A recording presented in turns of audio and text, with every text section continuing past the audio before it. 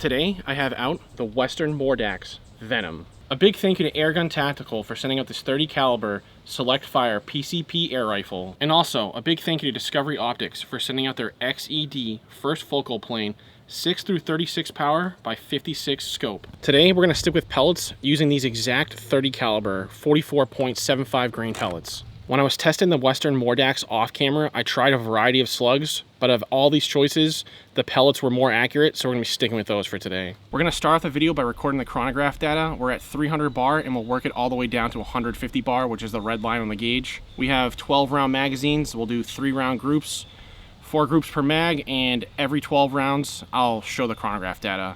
One thing I would like to note is we are at 180 bar on the regulator and the power knob is absolutely cranked out as far as it can go. I'm going to talk about the regulator at the end of the video and all the pros and cons, how I like the gun at the end. We'll just do all the range stuff now and focus on that later.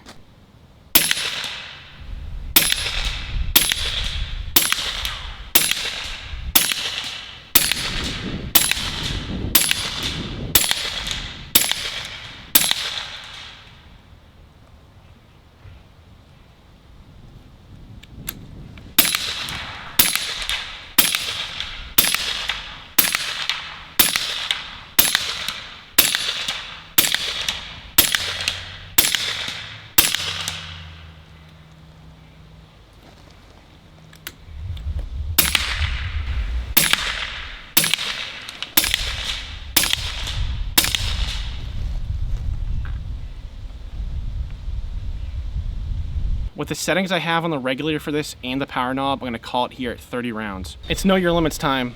I'll give myself one 12 round mag. There's 9 targets. I think the one on the left will be relatively easily. The one on the right, the pellets are pretty accurate here, but they will jump just enough that it's going to make a big enough difference where we're just going to miss. So 12 rounds, let's see what happens.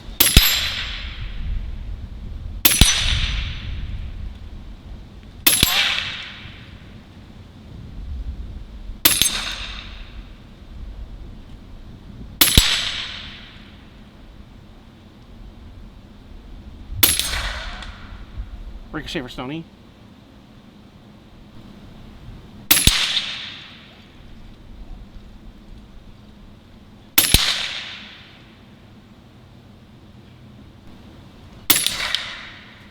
Wow. I did compensate just a little bit because I could tell the pellets were going a little tiny bit high and to the right, but 9 for 9. Let's move on. We got some metal support brackets down there. Let's see what this does to them.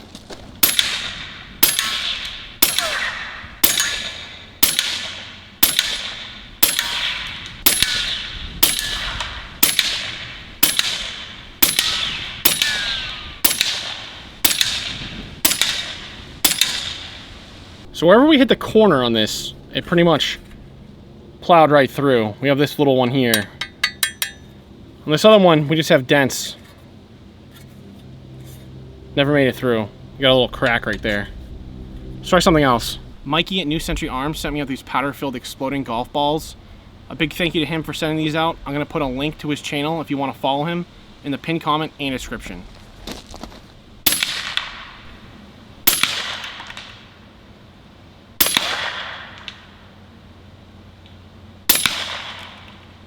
These things are actually pretty cool, especially to live in a state that pretty much restricts everything that's fun. We're not even allowed to have those like Firebird targets here. It's pretty pathetic and lame, but here we are. We're at 70 yards now. We're gonna do some groups here and then do some Texas Stars. One thing to note is that the wind is starting to pick up a little bit, so I'm not sure how well this is gonna go with the wind being thrown in there.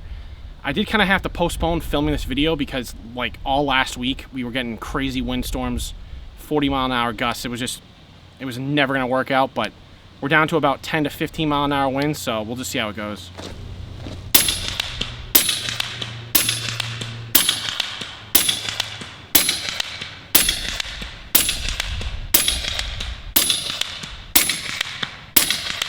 That last group was really wild. I was aiming for the top center bullseye and we shifted way over to the top right bullseye. One thing to note, I did run all those different types of slugs, but I did clean the barrel afterwards, and we've exclusively been using only these pellets, so the only lead in the barrel should be these pellets right now.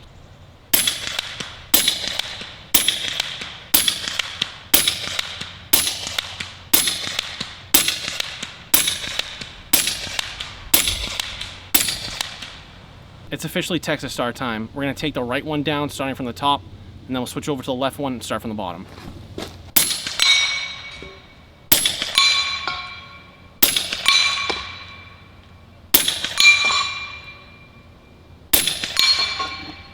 Simple. Now let's do from the bottom.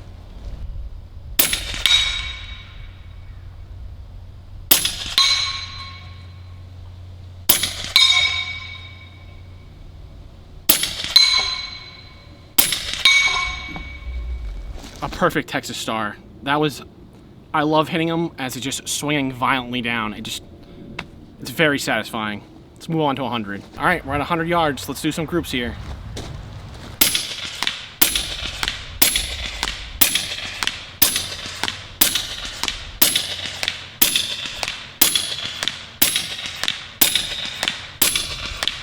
I really just don't understand how we go from that to the top metal headshot, and then we're just off the paper now, and then just all over the place. Let's do a couple more groups. I'll probably just keep them in 6s because I don't think 3 is enough to actually form some sort of idea of what's actually going on. So we'll do 6 each time. We're 6 inches low now for some reason. I'm gonna aim for that top left headshot, bump the scope up, and just try a group there again.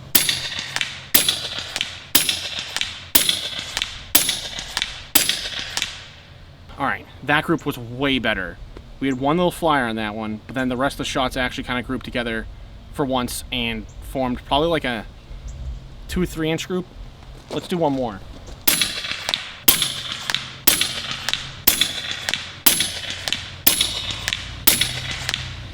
All right, let's try an Ice Capade at 100 yards. We got a party mix pack down there.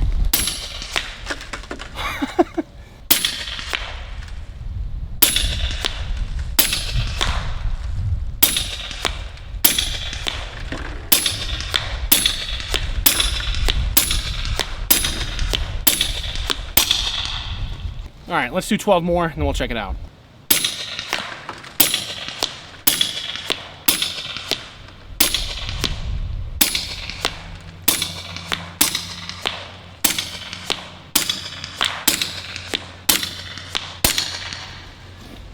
The cab was first to go, which was spectacular. And this thing is just riddled.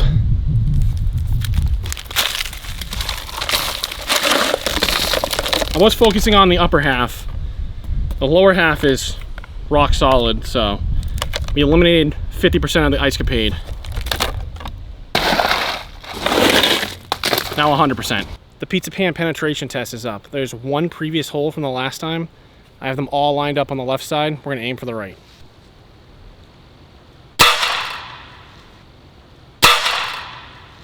Here's the pellet. This thing is all mangled up. The shot from the Mordax is on the right, so we made it through 1, 2, 3, 4, and this is a first. We made it through 4. There's absolutely nothing on the 5th pan. So, there you have it. The Ballistics Gel Test is up.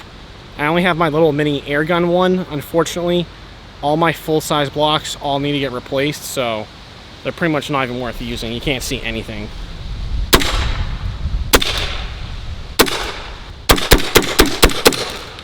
Well, I expected it to go all the way through this, considering it's so small. It would probably go all the way through the bigger block too, but let's see what this looks like in slow-mo.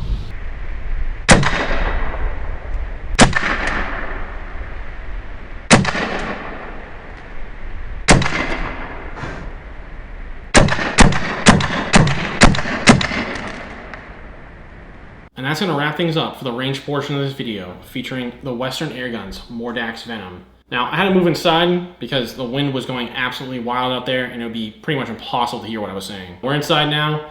Let's go over things I like about this, things that I don't like about this. Right off the bat, the price is going to hurt. Western Airguns are definitely not cheap. They're some of the most top-of-the-line airguns out there. This thing goes for about $2,400. The magazine on this one is removable. That's one of the biggest complaints that people have about my 357 Rattler, is that it has an internal magazine, but this one does have the option to remove it. And I believe this is the exact same magazine as the Sidewinders. They are expensive as well. These things go for like $170, so they're definitely not cheap. Another nice feature on this is the folding stock. With this thing broken down, and let me take off the moderator off camera so YouTube doesn't freak out. With the stock folded and the moderator off, the scope on this thing is actually longer than the gun itself. This Discovery Optics scope is absolutely insane. The only negative about this is probably the weight. But other than that, it's actually a really fantastic scope. It's gigantic, but really good. Now the shot capacity on this Venom is very nice.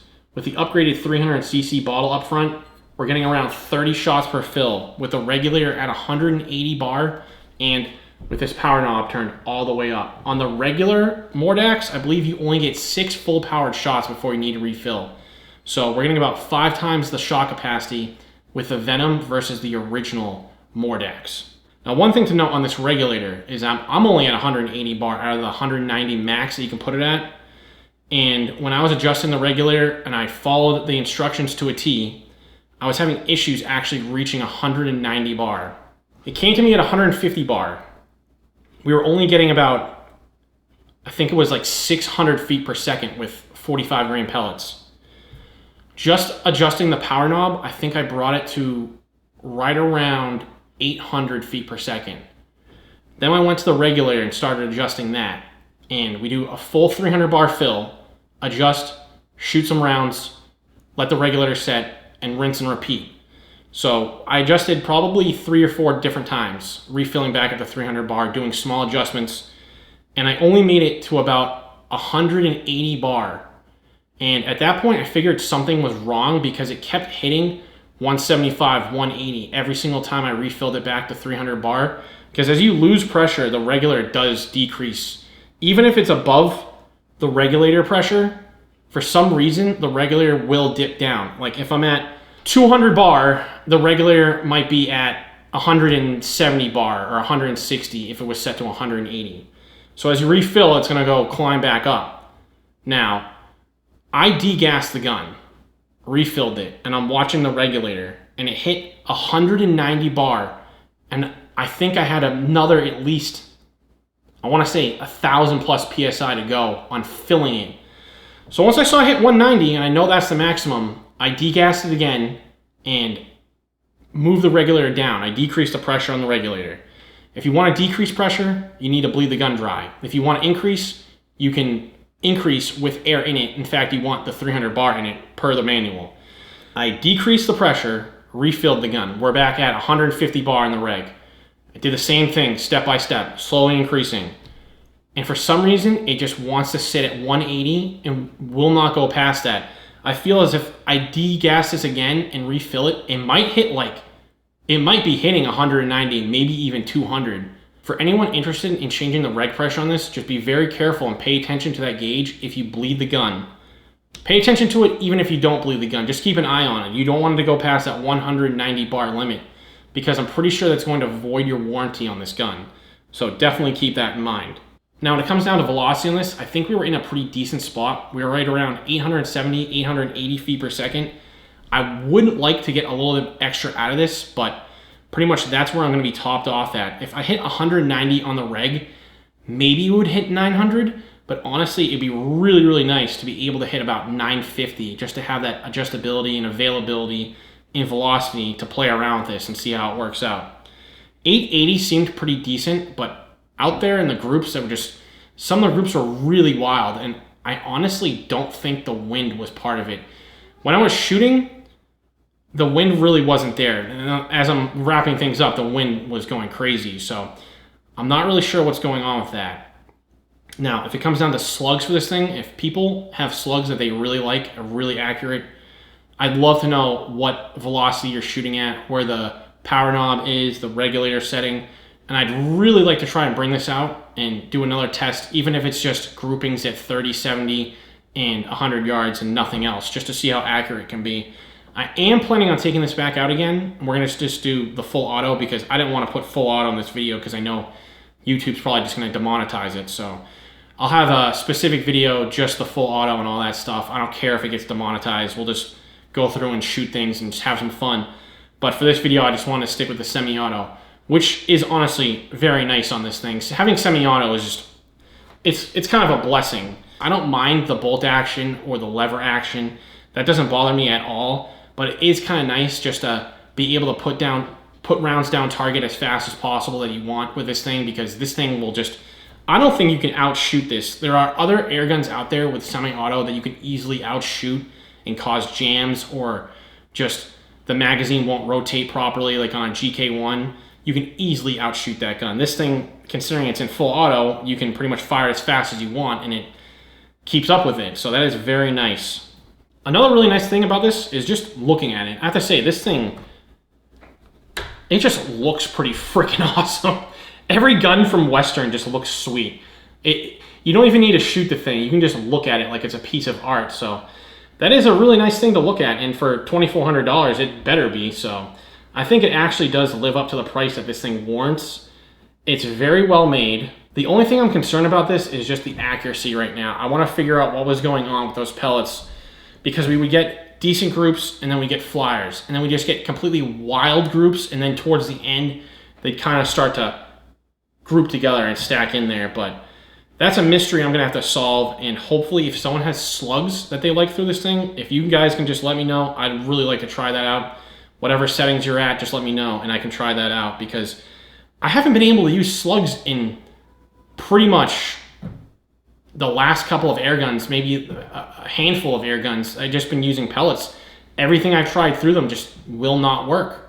The pellets are always better than the slugs, and same thing with this at the moment. And just like the Sidewinder, pellets in that were superior to any of the slugs I used. So if anyone has any recommendations for that, I'd really appreciate that, and we can try that out. But for now, I think that's gonna wrap things up, and I'll leave it there. See ya.